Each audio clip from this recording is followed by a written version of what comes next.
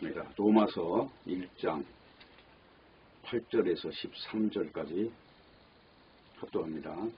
첫째는 내가 예수 그리스도로 말미암아 너희 모든 사람을 인하여 내 하나님께 감사함은 너희 믿음이 온 세상에 전파됨이로라.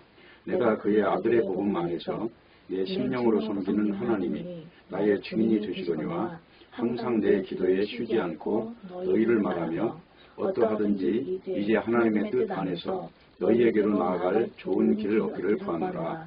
내가 너희 보기를 심히 원하는 것은 무슨 신령하는 설을 너희에게 나누고 너희를 견고케 하려 함이니 이는 곧 내가 너희 가운데서 너희와 나의 믿음을 인하여 피차 아니함을 얻으려 함이라. 형제들아, 내가 여러 번 너희에게 가고자 하는 것을 너희가 모르기를 원치 아니하노니 이는 너희 중에서도 다른 이방인 중에서와 같이 열매를 맺게 하려 함이로되 지금까지 길이 막혔도다. 아멘. 기도하겠습니다. 주님, 오늘 이 시간에도 말씀 안에서 열매가 맺히는 시간이 되게 하여 주시고 하늘의 것들로 온전히 옷 입는 귀중한 시간이 되도록 역사해 주옵소서. 주님께서 역사하셔서 복음을 알게 하시고 복음을 믿게 하시고 복음 안에서 능력을 행할 수 있도록 주장하여 주시옵소서. 첫 시간부터 마치는 시간까지 주님만 홀로 영광받아 주옵소서. 예수님의 이름으로 기도합니다. 아멘. 로마서 1장 8절에서 13절에 있는 말씀 중에서 신령한 은사의 현상들이라는 제목으로 말씀을 전하겠습니다. AD 313년에 로마의 콘스탄틴이라고 하는 왕이 밀라노 칙령을 함으로써 그리스도를 믿는 것이 이제 하나님께로부터 오는 어떤 성령의 역사가 아니라 인간의 어떤 지식이나 인간의 제도적 장치를 통해서 예수를 믿는다는 발상을 만들기 시작을 한 것입니다. 그것이 이제 오늘날로 말하면 천주교의 역사입니다. 그리고 AD 1517년에 독일의 마틴 루터라는 사람이 그 종교 개혁을 일으킨 비덴베르크 사원이라고 하는 곳에 95개의 조항을 붙이면서 시작된 어떻게 보면 이 종교 전쟁이 어떤 면에서 보면 전쟁이라고 말하기보다는 성경이 무엇을 말하는가라는 그 시선을 가지고 이제 영적 싸움을 한 걸로 이렇게 보여지게 되는 것입니다. 그렇기 때문에 이제 성경책이 왜 중요하냐 하는 것은 사도 바울이 그러잖아요. 모든 성경은 하나님의 감동으로 된 것으로 교훈과 책망과 바르게 함과 의로 교육하기에 유익하다.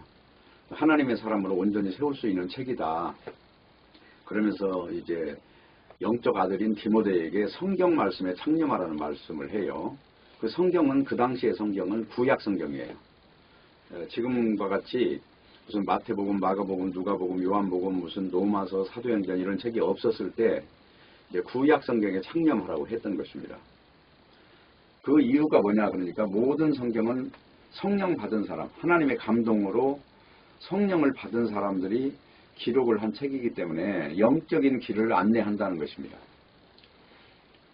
그렇기 때문에 이제 성경의 중요성에 대해서는 더 이상 말할 나위가 없을 만큼 굉장히 중요한 영적 지침서가 되는 것입니다.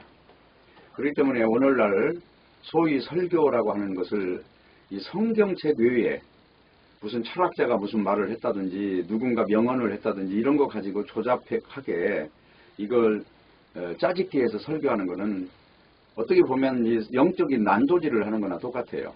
결국은 그 일을 통해서 믿음이 성숙하는 것이 아니고 영적인 눈이 열리는 게 아니라 사람들이 했던 명언이라고 하는 것에 가치를 두는 현상이 생기는 거예요. 마치 그것이 길을 안내하는 것처럼.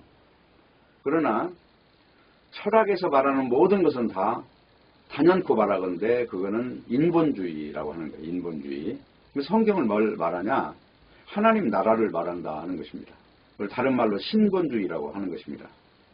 그렇기 때문에 신앙생활을 하려고 하는 사람들의 그 시선은 언제나 이제 성경이 뭘 말하는가 하는 것에 대하여 관심을 갖는 것이 당연한 것인데 오늘날 종교인들의 문제는 뭐냐면 신앙생활이라는 건 누적되는 것으로 오해를 한다는 거예요. 헌금을 많이 하면 많이 할수록 내일도 많이 하고 모레도 많이 하면 할수록 그것이 누적돼서 어떤 하늘나라에 가는 어떤 길을 열어준다고 생각하는 것입니다. 또 오랫동안 성경 말씀을 배우고 그 위에 계속해서 다져나가고 성경 말씀의 지식이 더 확장되면 마치 첨탑이 쌓이는 것처럼 하나님에게 가까이 가는 것으로 안다는 거예요. 그러나 그것은 다 십자가를 오해한 거라는 것입니다. 예수님께서 십자가를 지신 그 당시에 다 이루었다고 하신 그 말씀 속에는 하나님의 의가 온전히 이루어진 것이고 하나님의 공의가 만족이 된 거예요.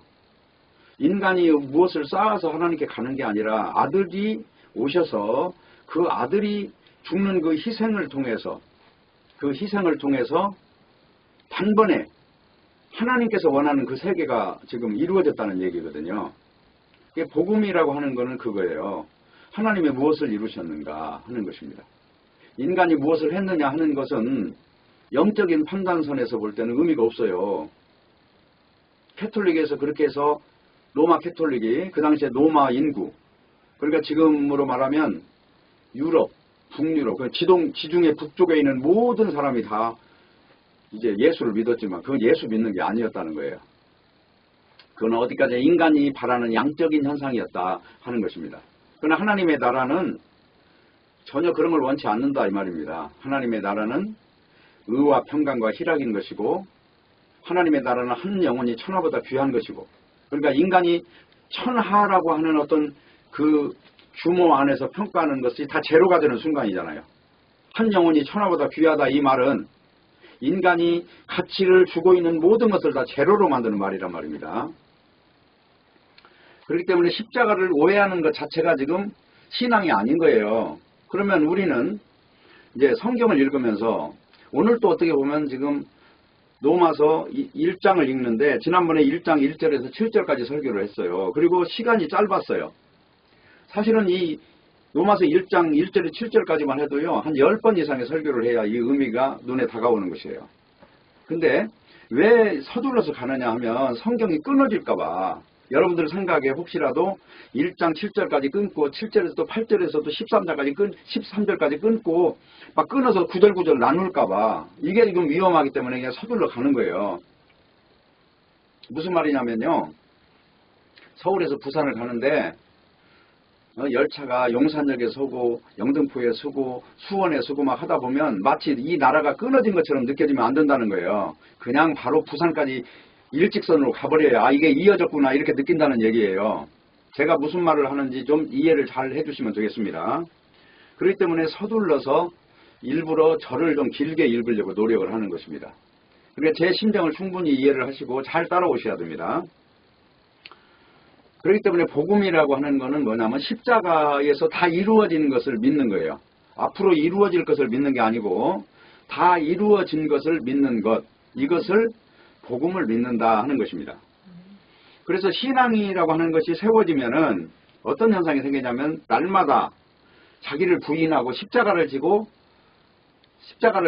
하나님의 의를 따라가는 것이에요. 그러면 그 말은 무슨 말일까요? 왜 자기를 부인해야 될까요? 그거는 인간은 제가 서두에 말한 것처럼 인간이 추구하는 것은 뭔가를 누적되는 것으로 생각한다는 거예요. 근데 그렇게 생각하는 자체가 부정이 되지 않으면 자, 하나님이 다 이루신 일을 내가 부정하는 꼴이 되잖아요. 지금 나를 부정하지 않으면. 나라고 하는 인간은 태어나면서부터 죽을 때까지 뭔가 누적되는 걸로 생각한단 말이에요. 네? 마치 키가 점점 커지는 것처럼. 그런데 그게 아니란 말이에요. 하나님의 나라라고 하는 거는 인간이 개입돼서 이루어지는 게 아니라 하나님이 홀로 이루시는 거예요. 첫 번째 그 문제에 대해서 예스가 돼야 됩니다.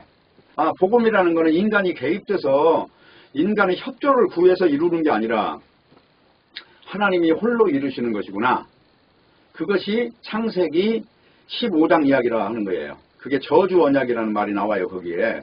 무슨 말이냐면 하나님이 아브라함으로 더불어 언약을 세우는데 아브라함을 앞에 놓고 쪼갠 고기 사이로 하나님 홀로 지나가시는 거예요. 이건 뭐냐면 하나님 홀로 이루겠다는 일방 언약의 선포예요. 쌍방 언약이 아니고. 그러니까 아브라함은 언약 밖에서 지금 이걸 지켜보고 있는 거예요. 언약을 하나님이 홀로 이루시는구나 하는 걸 지켜보는 거예요.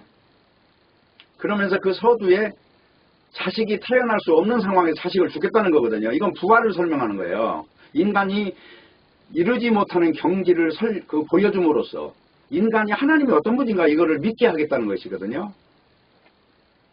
아브라함이 100살이 돼가지고 아들 이삭을 낳는 내용이 그거예요. 그리고 또 아들 이삭을 죽이라고 그래요. 모리아 산에서. 그러면 이미 그 경지까지 왔을 때는 아브라함은 하나님께서는 못할 일이 없으신 분이시구나. 무소불능하시는 분이시구나. 그거를 믿게 됐겠죠. 그걸 믿는 것을 로마서 4장에서는 아브라함의 의로 여겨주셨다 그래요. 믿음이 온 거. 하나님은 다 하실 수 있는 분이다. 이거를 믿게 된 상태를 의라고 지정한다 이 말이에요. 그러니까 아브라함이 의인이 된 것이 어떤 인간이 뭔가를 해서가 아니에요. 원래 아브라함은 믿음도 없었어요. 더군다나. 본토 친척 아비 집을 떠나라. 내가 너에게 지시할 땅으로 가라. 그럴 때 갈 바를 알지 못하고 갔는데 하나님이 그렇게 만든 거라니까요. 묘하게 그렇게 만들어 가셔요. 자기 아내 사례를 누이 동생이라고 팔아먹을 때도 하나님이 거기에 개입했다니까 그 현장에. 그리고 나중에 하나님의 의를 이루시는 것을 아브라함이 안 믿을 수 없게끔 그냥 끌고 가시는 거예요. 그거를 믿음의 조상이라고 그래요. 믿음의 조상. 행함의 조상이 아니고 믿음의 조상이다 그럽니다. 그러면 왜 행함이 아니냐 하는 거는 로마서 지금 1장을 읽고 있잖아요. 1장에 보면 이방인들이 도대체 어떻게 사는가를 바라는 거예요. 다 죄 아래 있다는 거예요. 2장에서는 유대인은 더 어떠냐. 유대인은 이제 말씀을 받은 존재들인데 할례를 받은 존재들이고 율법을 지키는 자들이에요. 근데 성경은 유대인들 쟤들 봐라. 쟤들은 이 율법을 들고 있는데 이 율법을 들고 죄를 짓는 자들이야. 그러면 이방인이나 유대인이나 다를 게 있어 없어? 라고 질문하는 거예요. 에이 다 똑같아. 그냥 뭐 율법만 하나 들고 있는 거고 안식일만 지키는 거지. 이 영적으로 들어가 보면 다 죽음 앞에 있는 타락한 인간들이야. 선악과 먹은 인간들이야. 라는 결론을 내리는 거예요. 그러면서 인간이 뭐 할 게 없어. 그러면서 성경은 선언하는 거를 그리스도가 와서 십자가에 죽으셨다. 그 일로 인해서 내가 다 이루었다. 이것을 완성한 것이다. 그거를 그냥 믿어라 하는 거예요. 근데 그 이전에 사도 바울이 다메섹 도상에서 예수 그리스도를 만나기 전에는 율법을 지키고 율법의 의로 사람을 판단했어요. 그래서 스데반도 죽인 거예요.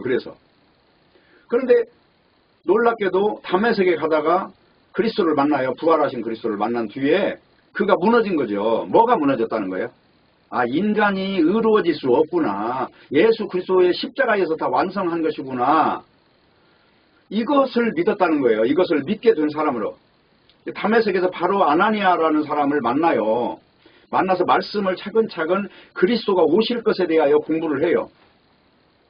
그러면서 쉽게 말하면 그 당시 아나니아가 무슨 설교를 했을까요? 바울을 앞에 놓고.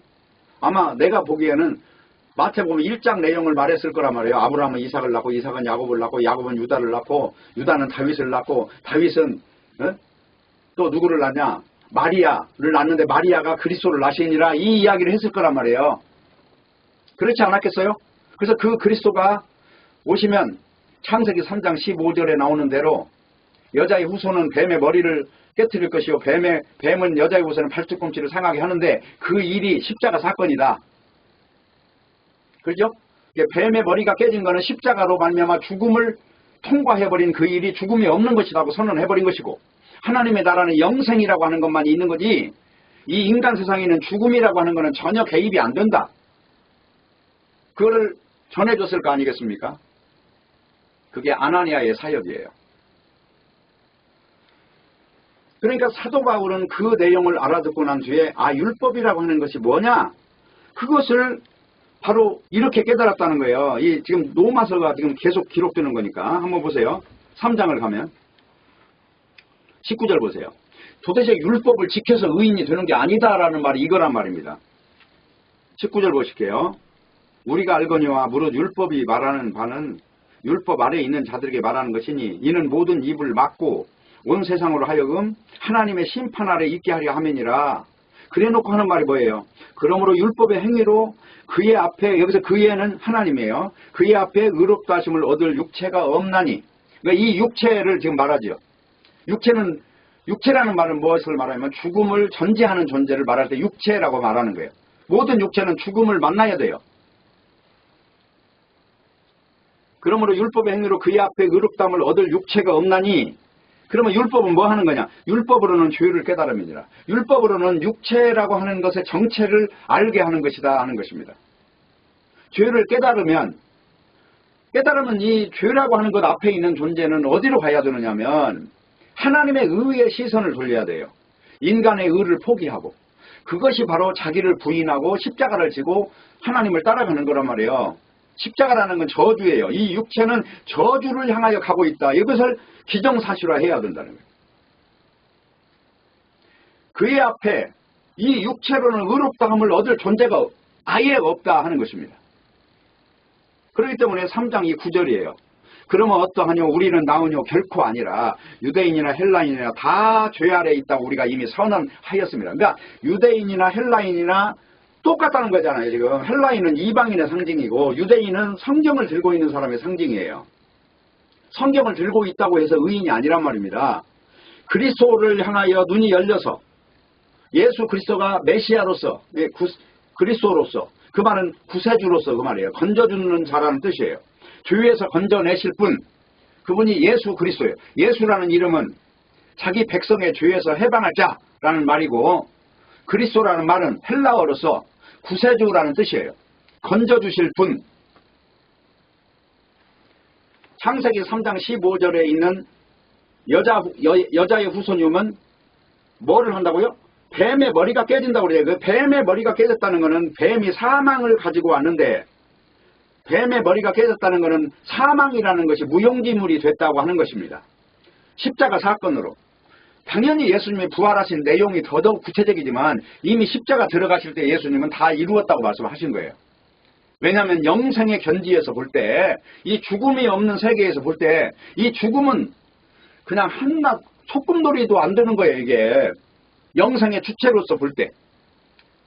그러니까 모든 천하 인간에게 이 죽음이 없는 것이다, 이거를 선언한 것이고 보여준 일이었다. 그것이 십자가 사건이라 하는 것입니다. 그렇기 때문에 신앙이 십자가에 세워지면 우리는 나를 부인할 수밖에 없어요. 그러니까 이 인간들을 보시면 자기를 긍정하는 인간인가 부정하는 인간인가를 보시면 알아요. 자존심이 무너지면 막 죽으려고 날뛰는 사람은 자기가 펄펄 살아있는 거고, 자기가 부정당한 사람은 그것이 하나님이 낮추셔서 욥처럼 낮아진 거예요. 자식들이 다 죽어버리고 재산이 다 날아가버리고 육체는 병들어서 70년을 고생했다고 그러잖아요. 문둥병이 걸려가지고 기왓장으로 몸을 긁어야만 좀 시원해지는 그런 경험을 70년을 했다는 거예요. 그럼 욥이라고 하는 사람은 이제 사람들 앞에 내놓을 게 없죠. 육체 가지고 자랑할 게 없죠. 그 상태를 낮아졌다고 하는 거예요. 성경은 겸손한 자라는 말 나오잖아요. 성경책에. 나는 마음이 온유하고 겸손하니 내게 와서 내 멍에를 지고 배우라 그러잖아요. 예수님이 그 온유하고 겸손하다는 말이 하나님 말씀이 떨어질 수 있는 사람이라는 거예요. 그게 하나님 말씀이 내 의 때문에 부딪혀갖고 충겨나가는 게 아니라 자기 의가 무너져서 하나님 말씀이 또박또박 심어지는 사람, 이 사람을 온유하고 겸손하다 그럽니다. 그러니까 사도 바울은 인생을 살면서 선줄로 생각하는 자는 넘어질까 조심하라. 그게 고린도전서 10장 12절이거든요. 자, 너희들 고린도 사람들 부자들 중에서 성찬식에 가면 먼저 먹고 떵떵거리는 사람들이 있었어요. 그리고 가난한 자는 나중에 가서 못 얻어먹고 그냥 집으로 돌아가는 사람도 있었고. 그러니까 사도 바울이 볼 때 이 사람들이 이 육적인 존재구나. 이 사람들이 복음이라고 하는 그 능력에 사로잡힌 존재들이 아니고 교만이 목에까지 차이는 사람들이구나. 이걸 알았겠죠. 그러니까 뭐라고 말을 해요? 편지에. 선줄로 생각하는 자는 넘어질까 조심하라. 그리고 고린도 후서 13장 5절을 한번 보세요. 이런 말을 또 합니다. 자, 무슨 말을 하냐면요. 너희가 믿음에 있는가 너희 자신을 시험하고 너희 자신을 확증하라. 예수 그리스도께서 너희 안에 계신 줄을 너희가 스스로 알지 못하느냐. 그렇지 않으면 너희가 버리운 자니라. 그러니까 인생을 살면서 낮아지는 쪽으로 방향화되어 있는 사람이 있어요.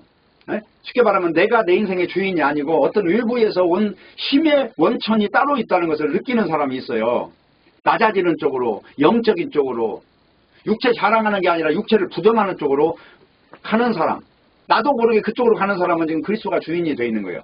다른 말로 말하면 성령을 받은 거예요. 신령한 사람이 되어 있는 거예요. 이런 사람은 육체를 자랑해요? 못해요? 못한다 그 말을 지금 하고 있는 겁니다. 그러면서 고린도후서 5장으로 한번 가보세요. 5장 정도. 자, 가장 중요한 게 이거예요. 5장 16절. 그러므로 우리가 이제부터는 아무 사람도 육체대로 알지 아니하노라.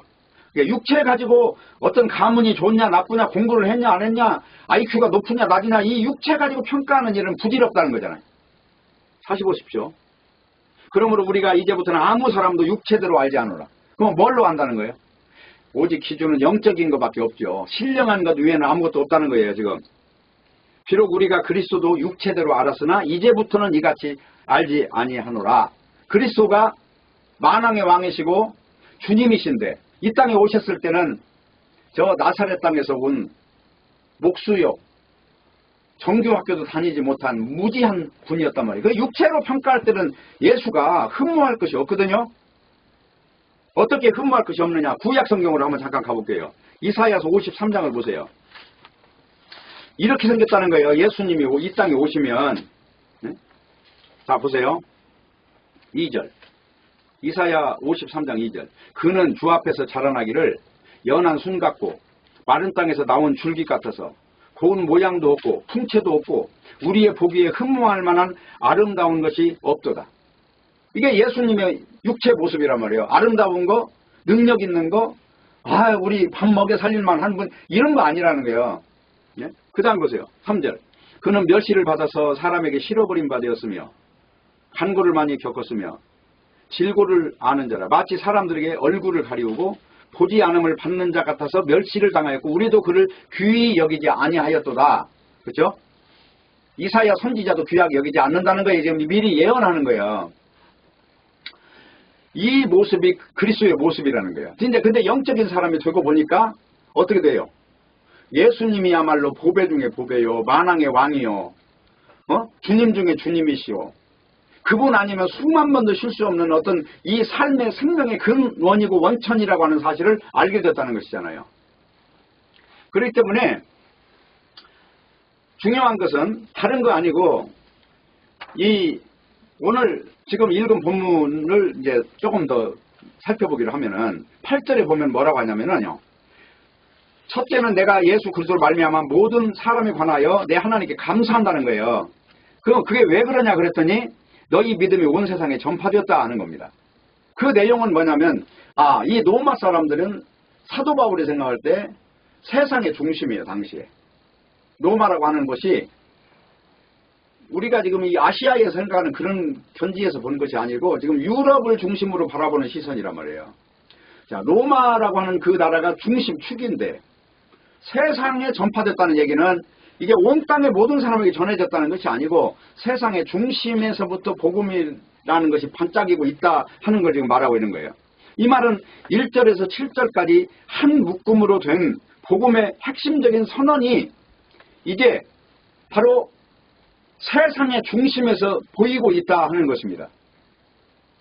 그러면서 본격적으로 이제 하나님의 복음에 대해서 이제 말을 하면서 바울은 로마 교회 성도들의 그 믿음에 대하여 무슨 말을 하냐면 내 하나님께 감사한다고 했어요. 그 이유가 뭐예요?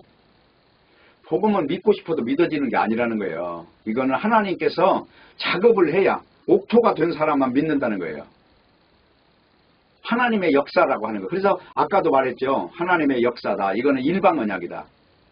아브라함이 개입돼서 이걸 하나님의 의를 이루는 게 아니고 하나님이 홀로 아브라함을 다 낮춰요. 그리고 아브라함이 하나님의 말씀을 무조건 믿는 사람이 된 거예요. 나중에. 아들을 모리아산에서 죽여라 그래도 다시 살리실 것까지 믿은 거예요. 로마서 읽어보면 그 내용이 나와요. 그러면 이 말을 했으니까 어차피 로마서는 한번 좀 읽을게. 한번 보세요. 로마서 4장을 가세요. 2절부터 만일 아브라함이 행위로서 의롭다 하심을 얻었으면 자랑할 것이 있으려니와 하나님 앞에서는 없느니라. 성경이 무엇을 말하느냐. 아브라함이 하나님을 믿음에 이것이 저에게 의로 여기신 바 되었느니라. 바로 이 믿는 거 이걸 의로 여긴다고 그랬죠. 그래서 이 로마서 전체 주제는 하나님의 의를 믿어라 이 말이에요. 하나님의 의를 믿었냐? 행함으로 나아가려고 하느냐? 이 문제를 굉장히 심도 있게 다루다는 거예요. 심지어 로마서 14장에 가면은 음식 가지고 왜 그렇게 너희들 떠드느냐 이 말 하잖아요. 어떤 자는 모든 걸 먹을 만한 믿음이 있고 어떤 자는 채소만 먹느니라. 그러나 모든 걸 다 먹는 걸 가지고 옆에서 왈가왈부 하지 마라. 그거는 하나님이 깨끗하게 한 거를 인간이 그걸 나누지 마라. 이게 로마 14장 이야기란 말이에요. 그러니까 인간의 의식 구조가 얼마나 편견에 빠져 있으면 음식을 가지고 의롭냐 불의하냐 이거 가지고 따졌다 하는 거잖아요. 지금 이 말씀 이해하죠? 그러니까 아브라함은 어떻게 됐냐? 이 4장 조금 더 가보세요. 17절. 기록된 바 내가 너를 많은 민족의 조상으로 세웠다 하신 것 같으니 여기서 민족의 조상이라는 건 아브라함을 말하는 거예요. 그의 믿은 바 하나님은 죽은 자를 살리시며 없는 것을 있는 것 같이 부르시는 이신이라. 부활을 시키는 하나님이라는 것을 지금 여기서 논하고 있는 거죠. 그 다음에 18절. 아브라함이 바랄 수 없는 중에 바라고 믿었으니 이는 네 후손이 이 같으리라 하신 말씀대로 많은 민족의 조상이 되게 하리 하심을 인함이라. 그러면서 뭐라고 그래요? 그가 100세나 되어 자기 몸에 죽은 것 같음과 사라의 태에 죽은 것 같음을 알고도 믿음이 약하여지지 않고 믿었다는 거잖아요. 그래서 여기 22절. 그러므로 이것을 저에게 의로 여기셨느니라. 저에게 의로 여기셨다 기록된 것은 아브라함만 위한 것이 아니요 의로 여기심을 받을 우리도 위함이니 곧 예수 우리 주를 죽은 자 가운데 살리신 이를 믿는 자니라. 의의 기준이 뭔지 선명히 드러나죠. 아브라함이 어떻게 의로워졌느냐 했더니 하나님 말씀을 믿었다는 거잖아요. 그러니까 이 믿는 이것을 의의 경지로 본다 하는 것입니다. 그렇기 때문에 본격적으로 하나님의 복음이 뭐냐 이걸 논하는 내용에 가서는 중요한 것은 너희 믿음이 너희에게서 나온 것이 아니라 하나님께로서 나온 것이다. 이걸 지금 강조하고 있는 거예요. 오늘 지금 로마서 1장 8절부터 읽은 내용에서 그래서 이 모든 영역을 하나님께 감사한다. 그러니까 내가 감사하리로다. 그 내용이 뭐냐 그랬더니 믿음을 줬다는 거잖아요. 믿음을. 그러니까 너희 믿음이 온 세상에 전파되미로다. 이 표현은 로마 교회 성도들의 믿음이 온 세상에 드러났다는 의미가 아니라 그 당시에 세계의 중심이 로마였기 때문에 로마의 교회가 지금 이 생생히 살아있다는 이 자체가 바로 드러났다. 이 말을 지금 하고 있는 거예요. 그러니까 여기서 말하는 세상은 다른 게 아니라 하나님의 심판을 받는 대상일 수도 있고요. 그리고 예수님을 죽인 세력일 수도 있어요. 그러면 예수님을 누가 죽였죠? 유대인들과 빌라도가 죽였는데 사실은 죽인 당사자가 문제가 아니라 그들이 가지고 있는 사상 체계들이 문제인 거예요. 그게 뭐냐면 정치와 경제예요. 정치는 뭐 때문에 보입니까? 나라가 강해져야 다른 나라에 빼앗기지 않죠. 그러니까 이 육의 중심체들이 국가예요. 작게는 가정, 크게는 국가예요. 이것이 세상에 이렇게 많은 수가 이렇게 쌓여서 어떤 곳은 곡식을 버리고 어떤 곳은 곡식이 없어서 굶어 죽고 이런 선악과 체계를 만들어낸 것이다 하는 것입니다. 그러니까 여기서 말하는 세상은 결론적으로 복음을 만나야 될 대상을 말하는데 사도 바울이 서신서 앞부분에 다 이걸 표현해요. 그러니까 서신서는 로마서, 그 다음에 고린도 전후서, 갈라디아서, 에베소서, 빌립보서, 골로새서, 그 다음에 또 디모데 전서, 후서, 또 디도서, 빌레몬서, 히브리서, 하나 빠진 게 뭐예요? 디도서가 디모데 전후서가 빠지나요? 데살로니가 전후서가 빠지네. 그렇게 해서 이게 전부 다 이제 이런 책인데 그 중에서 그냥 간단하게 에베소서 1장 3절을 하나 보세요. 거기에 보면 이렇게 나옵니다. 에베소서 1장 3절에 보면 찬송하리로다 하나님 곧 우리 주 예수 그리스도의 아버지께서 그리스도 안에서 하늘에 속한 모든 신령한 복으로 우리에게 복 주시되 이게 누구 안에서? 주 예수 그리스도 안에서 아버지께서 복음 주신다. 그 내용이 나와요. 이게 뭔 말이냐면 아들의 복음이라는 거예요. 아들의 복음. 그러니까 복음이라는 것도 하나님을 믿는 거하고 아들을 믿는 거 달라요. 요한 1서에 보면 하늘에 속한 자는 아들을 믿는 자라고 그랬어요. 그러니까 하나님을 믿는 거는 유대인도 믿어요. 그러나 유대인은 신약 성경을 믿지 않는다니까요. 아들의 복음을 믿지 않아요. 근데 사도들 베드로나 요한이나 바울이나 야고보나 빌립이나 다 이런 제자들이 써놓은 책들, 이런 책에서는 예수 그리스도 안에서만 하나님을 만날 수 있다고 그래요. 예수님이 내가 길이요 진리요 생명이니 나로 말미암지 않고는 아버지께로 올 자가 없느니라고 하신 것이 창세기 3장 15절을 하나님이 주셨다는 거잖아요. 여자의 후손이 올 것이다. 그리고 창세기 3장 21절에 가면 여호와 하나님이 아담과 그 아내를 위하여 가죽옷을 지어 입히시니라 하면서 십자가를 말하고 있단 말이에요. 그러니까 십자가라고 하는 이걸 통해서 완성된 것이 그게 복음이라는 거예요. 근데 대부분 많은 사람들은 인간을 거기다가 첨가시킨다는 거죠. 그래서 인간이 훌륭하면 거기에 복음이 전파되는 걸로 알고 있고 그런데 그 모든 작업도 하나님이 다 하셔요. 인간을 가지고 단지 도구로 쓸 뿐이에요. 어떤 사람은 바울같이 쓰고 어떤 사람은 베드로같이 쓰고 어떤 사람은 이무성이같이 쓰고 그렇게 하는 거예요.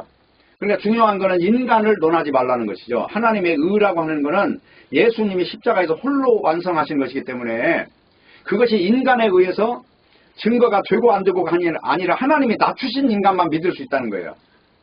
그래서 마태복음 5장에 보면 복 있는 자는 마음이 가난한 자라고 그러잖아요. 심령이 가난한 자는 복이 있나니, 그죠? 그 심령이 가난하다 그 말이 예수 그리스도 복음에 대해서 목말라 있는 사람을 말하는 거예요. 십자가에 대해서 목말라 있는 사람. 그렇기 때문에 그의 아들의 복음 안에서 항상 내 심령 안에서 기도를 하는데 그분이 바로 역사하시는 하나님이라 하는 것입니다. 그래서 내 심령으로라는 이 말은 나의 거듭난 영으로라는 거예요. 또 다른 말로 말하면 나의 하늘에 속한 영으로 이 말이에요. 그러니까 이 말을 그냥 딱 단순하게 하나로 보지 말고 나의 심령으로라는 영역이 상당히 넓어지는 것입니다. 근데 바울은 이 용어를 쓸 때 내가 거듭난 영으로라는 말에는 전제가 붙어요. 그게 뭐냐면 구약 성경에 제사법이 거기에 약간 첨가가 되는 거예요. 그게 무슨 말이냐면 감사로 제사를 드리는 자가 나를 영화롭게 한다 그래요. 그게 시편 50편 23절이에요. 그러면 이 말은 어디서 나온 말을 차용하느냐면 레위기 3장 1절에 나오는 이야기를 참고한 거예요. 이게 화목제란 말이에요. 화목제라는 거는 하나님과 원수된 존재가 제사를 지냄으로 용서받는 그 현장을 말하는 거거든요. 그러니까 예수님이 십자가에 달리셔서 죽으시면서 이 제사가 완성이 된 거예요. 하나님의 용서가 임한 자리에 그 자리에. 그러니까 우리가 예수 믿는다 그러면 죄사함을 받는 걸 전제로 하는 거예요. 예수 안에는 의의 세계라는 의의 세계, 죄 없는 세계라는 거죠. 네. 그러니까 예수 밖과 안이라는 건 이렇게 달라요. 선악과를 먹은 존재가 이 죽음이 있는데 반대로 생명과를 먹고 나면 죽음이 떠나버린 사람이 되는 거예요. 그러니까 그 세계가 완전히 다르단 말입니다. 그래서 중요한 건 바울이 구약의 제사 용어를 가져온 이유는 그게 딴 게 아니라 그리스도의 십자가를 통하여서 서로를 바라본다는 거예요. 십자가라는 건 예수님이 다 이룬 자리이기 때문에 너의 죄도 용서되고 나의 죄도 용서되고 그래서 그 자리는 누구든지 그리스도 안에 있으면 새로운 피조물이라 이전 것은 지나갔으니 보라 새 것이 되었도다라는 고백을 가지고 만나는 현장이라는 거예요. 그러니까 그 자리가 얼마나 감사가 넘치겠습니까? 막 죽이려고 하는 자리에 용서가 선포되는데 그래서 그 제사라는 용어를 거기다 차용해서 쓴다 하는 것입니다. 자, 그리고 13절을 다시 볼게요. 오늘 읽은 로마서 아까 1장 13절 다시 가서 볼게요. 형제들아 내가 여러 번 너희에게 가고자 한 것을 너희가 모르기를 원치 아니하노니 이는 너희 중에서 다른 이방인 중에서와 같이 열매를 맺게 하려 함이로다 그랬어요. 그럼 무슨 열매를 맺게 하려고 했느냐 그랬더니 11절이에요. 내가 너희 보기를 심히 원하는 것은 무슨 신령한 은사를 너희에게 나눠주어 너희를 견고케 하려 함이라. 신령한 은사의 목적은 뭐예요? 견고함이에요. 견고함. 신앙이 견고해지는 거예요. 흔들리지 않는 신앙. 그러면 그 신앙의 견고성은 어디에 뿌리를 내렸을까요? 예수가 십자가에서 다 이루었다는 것에 대해서 뿌리가 분명하게 쓴 사람만 견고해진 거예요. 다른 거는 다 흔들려요. 흔들면은 신비주의도 흔들리고 율법주의도 흔들리고 다 흔들려요. 그러나 십자가로 견고하게 된 사람은 더 견고해질 뿐이지 흔들리는 역사는 없는 것이다 하는 것입니다. 그렇기 때문에 사도 바울은 본래 율법을 지키는 일에 아주 특심을 가졌던 존재인데 그러나 사실은 그렇게 사는 게 하나님의 원수였다는 것을 알았어요. 아, 내가 행함으로 의롭다 함을 얻으려 하는 자체가 하나님의 원수구나. 인간은 사과나무구나. 사과가 열릴 수밖에 없는 것처럼 우리는 죄의 나무, 죄인이구나. 죄가 열릴 수밖에 없는 구조적인 존재구나. 여기에 굴복을 한 거예요. 나 의롭게 살 수 있어가 아니에요. 나는 의롭게 살 수 없는 자야. 나는 사망을 짊어진 존재야. 나는 로마서 1장에 나오는 대로 모든 불의, 추악, 탐욕 여기 뒤에 쭉 나오면 나와요. 악의가 가득한 자요, 시기, 살인, 분쟁, 사기, 악독이 가득하고 수군수군하고 비방하고 그게 사람이 제일 쾌감을 느낄 때가 언제냐면요. 후욕을 할 때래요. 남 욕할 때. 인간의 심리학자들이 말을 했어요. 가려운 데 긁는 것보다 쾌감이 넘치는 것이 남 욕할 때라는 거예요. 인간 자체의 성분을 잘 보세요. 남보다 조금이라도 뒤떠지면 잠을 못 자요. 1등을 해야 되는데 문제는 1등주의가 오늘날 또 사람들을 고통스럽게 만들잖아요. 1등주의가. 왜 좀 머리가 약간 IQ가 좀 낮으면 1등 못할 거 아니에요? 그러면 그 사람은 이 세상에 태어나지 말아야 되나요? 1등짜리만 있어야 되나요? 그건 아니죠. 결국은 알고 보면 마귀는 아주 디테일하게 머리가 좋다는 게 마귀는. 그러나 성령으로 사는 사람은 바보같이 살아요. 계산 안 하고. 손해보는지 뻘며 알면서도 손해의 길을 간다니까요. 왜냐하면 사랑을 위하여. 진리로 태어난 사람은 사랑이라고 하는 것이 뭔지를 몸에서 그냥 뿜어져 나오니까 그냥 그 길을 가는 거예요. 세상을 영리하게 사는 사람 치고요. 얼굴이 웃음이 가득한 사람이 없어요. 항상 긴장돼 있어요. 그러나 바보처럼 사는 사람은 얼굴이 편안해요. 좀 손해보고 사니까. 인생이라고 하는 것은 우리 인간이 정해놓은 것이 좋은 것이 한 번도 없다는 것만 알면 돼요. 아인슈타인 같이 머리 좋은 사람이 만들어낸 것이 핵폭탄이나 만들어내가지고 하나 터지면 그냥 다 몰살당하는 거 만들어냈지 뭐 머리 좋아하고 뭐 기여한 것이 얼마나 있냔 말이에요. 세상에 머리 좋은 사람들, IQ 뭐 괴테 같은 사람, 니체 같은 사람, 짜라투스드라는 이렇게 말했다. 그 니체라는 사람은 뭐냐면 배화교를 섬기는 그 종교를 퍼뜨린 사람이에요. 그게 머리가 좋다고 그리스도의 복음을 만나는 게 아니라니까요. 마음이 낮아져야 그리스도의 복음을 만나는 것입니다. 자, 중요한 거는 유대인으로서 아들을 배척했던 존재가 결국은 아들을 증거하는 사람으로 변하는 것이 복음의 특징이다. 그렇기 때문에 복음이라는 건 에베소 4장 1절에서 6절 보면 이렇게 나와 있어요. 그러므로 주 안에서 갇힌 내가 너희를 권하노니 너희가 부르심을 입은 부름에 합당하게 행하여 모든 겸손과 온유로 하고 오래 참음으로 사랑 가운데 서로 용납하고 평안에 매는 줄로 성령이 하나 되게 하신 것을 힘써 지키라. 몸이 하나요 성령이 하나이니 이와 같이 너희가 부르심의 한 소망 안에서 부르심을 입었느니라.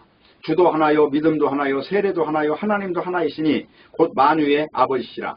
만유에 계시고 만유를 통일하시고 만유 가운데 계시도다. 그러니까 부르심에 합당한 모습은 뭐라는 거예요? 하나라는 거예요. 하나. 왜 그럽니까? 몸도 성령도 소망도 주도 믿음도 세례도 하나님도 다 하나라는 거예요. 그러니까 하나라고 하는 이 개념을 모르면 결국은 이게 지금 성령을 안 받았다는 얘기가 되는 거예요. 왜 복음이라고 하는 거는 일체를 말하느냐. 오늘 제목이 그거잖아요. 제목이 신령한 은사의 통일성이에요. 통일성. 그 현상들이 뭐냐. 신령한 은사를 받은 사람은 이 십자가 하나만 딱 잡기 때문에 다 나머지는 다 떨어져 나가는 거예요. 떨어져 나가는 존재는 다 이단들이에요. 그러니까 붙어있는 존재는 딱 하나가 됩니다. 하나. 십자가 전하는 데 대해서 이견이 없이 예스, 아멘 하는 거예요. 네? 하나님에 대해서 아들을 증거하는 하나님이라는 말에 대해서 노가 없어요. 무슬림들은 하나님만 믿어요. 예수님을 안 믿고. 안식교 같은 데는 뭐 안식일을 지켜야 의인제 주는 줄 아는데 성경은 안식일의 주인이 예수님이니까 나를 갖고 논하면 안 된다. 갈라디아 4장을 읽어보세요. 너희가 날과 달과 해를 지키니 내가 너희를 위하여 수고한 것이 헛들까 두려워하노라 그러잖아요. 날 지키는 사람이 믿음이 온 게 아니라는 거예요. 지금.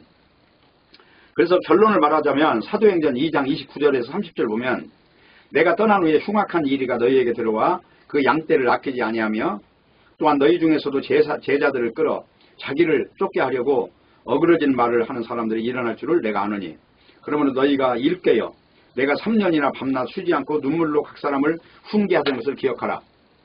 지금 내가 너희를 주와 및 그 은혜의 말씀께 부탁하느니 그 말씀에 너희를 능히 든든히 세우사 거룩해 하심을 입은 모든 자 가운데 기업이 있게 하시리라. 그러면 성도는 누구냐? 남에게 나누어 줄 것이 있어야 돼요. 근데 뭐를 나누어 줍니까? 바로 신령한 것을 나눠줄 수 있어야 되는 거예요. 그러면 신령한 것이 뭐예요? 베드로와 요한이 뭘 줬어요? 음과 금과 은은 내게 없거니와 내게 있는 것을 네게 주느니 나사렛 예수 그리스도의 이름으로 걸어라 그러잖아요. 예수 그리스도의 이름을 주는 사람으로 변하는 거예요. 이게 바로 신령한 사람이 되는 거예요.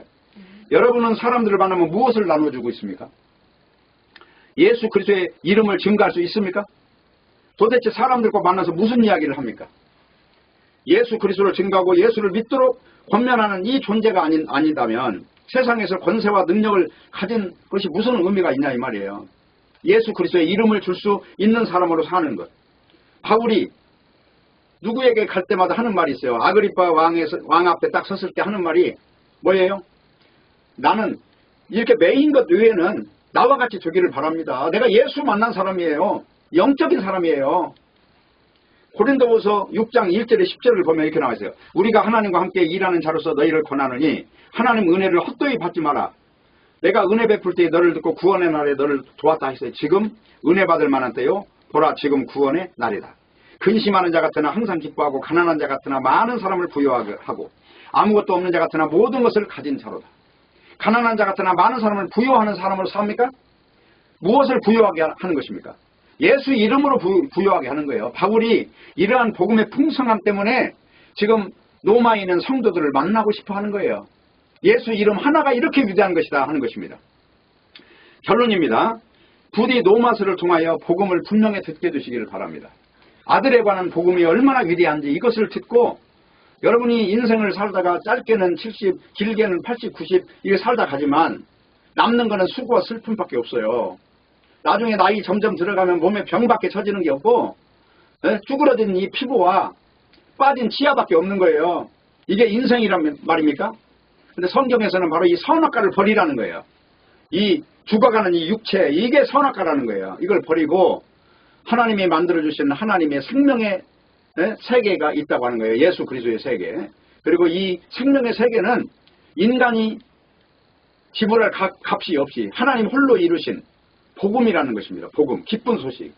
그렇기 때문에 누구든지 예수 그리스도를 만나기만 하면 새로운 피조물이 된다고 하는 것이 언약의 핵심이기 때문에 오늘 이 로마서를 통해서 계속되는 로마서 강의를 통해서 여러분의 영이 참으로 그리스도의 그 부활의 영의 세계 속으로 그 만남을 갖기를 바라고 하루를 살아도 그 가치가 있는 인생 무엇을 말해도 모르고 말하는 게 아니고 다 알고 말하는 사람이 돼야 우리의 삶이 목적이 있는 것이고 그리고 그 목적을 향해서 우리가 눈을 열고 바라볼 때에 그게 가나안이 보여야 되는 것이거든요. 애굽에서 나와서 가나안까지 가는 이 여정을 바로 성도의 삶이라고 하는데 여러분의 삶은 어느 자리에 있는지 스스로 자문하셔서 복된 복음 안에서 동행하시기를 바라고 모쪼록 여러분의 삶 속에서 그리스도를 증거하는 위대한 일이 벌어지기를 진심으로 바라겠습니다.